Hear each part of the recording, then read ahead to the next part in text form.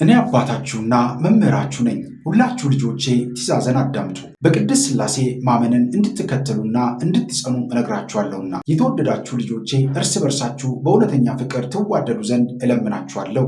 የተወደዳችሁ ልጆቼ በፍጹም ሰብአዊነት መልካምን እንድታደርጉ እለምናችኋለሁ። ልጆቼ ዓለም እንድታታልላችሁ አትፍቀዱለት። በእግዚአብሔር አገልግሎት ዳተኞችና ቸልተኞች አትኑ ብዬ እለምናችኋለሁ።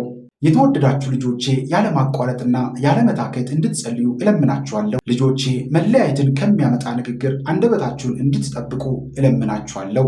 የተወደዳችሁ ልጆቼ የተጠመቃችሁበትን ቅድስቲቱን ጥምቀት እንድትጠብቋት እለምናችኋለሁ። የተወደዳችሁ ልጆቼ ሰውነታችሁን ለጌታ ንጹሕ አድርጋችሁ እንድትጠብቁ እለምናችኋለሁ። ልጆቼ መብራታችሁ ፈጽሞ እንዲጠፋ አትፍቀዱ፣ ይልቅስ ብርሃንን እንዲሰጥ እንድታደርጉት እለምናችኋለሁ። ልጆቼ እግዚአብሔር የሰጣችሁን ትእዛዝ እንድትጠብቁ እለምናችኋለሁ። ልጆቼ እግዚአብሔርን መፍራት ከእናንተ ዘንድ እንዲሆን እለምናችኋለሁ። የነገርኳችሁን ሁሉ ከጠበቃችሁ የእባቡንና የዘንዶን ራስ ትቀጠቅጣላችሁ፣ ያልኋችሁንም ካደረጋችሁ የምድርንም በረከት ትበላላችሁ። ብርሃናውያን ክሩቤል ይጠብቃችኋል። የአባታችን የብፁዕ ወቅዱስ አቡነ ሽኖዳ አስገራሚው ንግግር ነው። ይህ ንግግር ሁላችንንም ይመለከተናል፣ ይጠቅመናል።